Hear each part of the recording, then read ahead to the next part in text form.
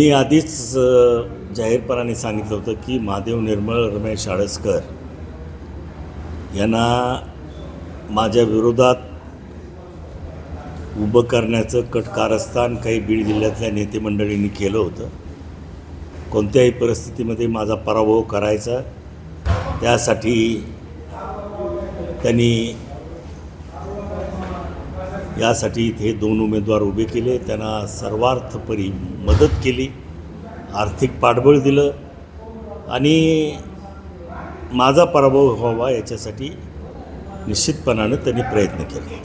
आता भारतीय जनता पक्षामध्ये निर्मळ साहेबांनी प्रवेश केला हे कशाचं द्योतक आहे?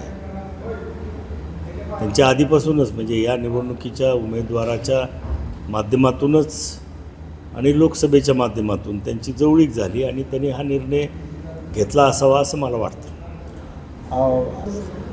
हे पहा, बीड जिल्ह्याला धनंजय मुंडे पालकमंत्री असताना त्यांनी ज्या पद्धतीनं कारभार केला, ज्या पद्धतीनं अवैध धंद्यांना प्रोत्साहन दिलं, वाळूचा धंदा असेल, राखेचा धंदा असेल, त्याचप्रमाणे खंडणी वसूल करणाऱ्यांना सुद्धा त्यांनी त्यामध्ये त्यांचं पाठबळ निश्चितपणानं होतं.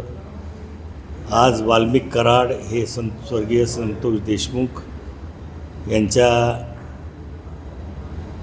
निर्गुण हत्येमध्ये प्रमुख कटकारस्थान करणारे म्हणून त्यांचं नाव घेतलं जाते पोलिसामार्फत आणि इतरही 5-6 ज्याच्यामध्ये राष्ट्रवादी काँग्रेसचा तालुका अध्यक्ष हाही खंडणी गोळा करण्यामध्ये होता आणि हा खून करण्यामध्ये होता. त्याच्यामुळं हे सगळं ज्यांच्या कारकिर्दीत झालं त्यांनी खऱ्या अर्थानं बीड जिल्ह्याची बदनामी केली. संतोष देशमुख यांचे खुनी सापडावेत म्हणून आम्ही या गोष्टी विधानसभेत आणि जाहीरपणानं मांडल्या. त्यासाठी मोठं आंदोलन, आम्ही मोर्चा काढला बीडमध्ये आणि ज्या दिवशी संपूर्ण महाराष्ट्रामध्ये ज्या निर्गुण पद्धतीनं संतोष देशमुख यांचा खून करण्यात आला याची छायाचित्र जेव्हा महाराष्ट्रात दाखवली गेली, त्यामध्ये संपूर्ण एक निश्चितपणानं त्याचा परिणाम म्हणून धनंजय मुंडेंना राजीनामा द्यावा लागला. परंतु बदनामी आम्ही केलेली नाही, आम्ही वस्तुस्थिती मांडण्याचं काम केलं. त्यात कुठल्याही जाती जमातीला आम्ही दोषी धरले नाही. ही गुंडगिरी होती, हे अवैध धंदे होते, त्याच्याविरुद्ध मात्र आम्ही आवाज उठवला. हे पहा, महायुती झाली तर ती वरिष्ठ पातळीवरती होईल.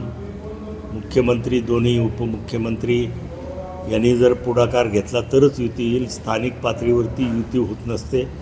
प्रत्येक पक्षाचा कार्यकर्ता इच्छुक असतो आणि त्याला एकमेव संधी या स्थानिक स्वराज्य संस्थेच्या माध्यमातून मिळत असते. परंतु युती जर झाली तर आम्ही युतीसोबत राहू, युती नाही झाली तर आम्ही स्वबळावर लढू. आजपर्यंतच्या इतिहासामध्ये भारतीय जनता पक्ष आणि राष्ट्रवादी काँग्रेस हे एकमेकाच्या विरोधात या बीड जिल्ह्यामध्ये लढत आलेले आहेत. त्यामुळं निश्चितपणानं हे दोन प्रमुख पक्ष असल्यामुळं युती होणं फार कठीण आहे. जर युती नाही झाली तर आम्ही स्वबळावर लढून जनतेच्या न्यायालयात जाऊ आणि निश्चितपणानं विजय संपादन करू अशी आम्हाला त्याच्याबाबत खात्री आहे.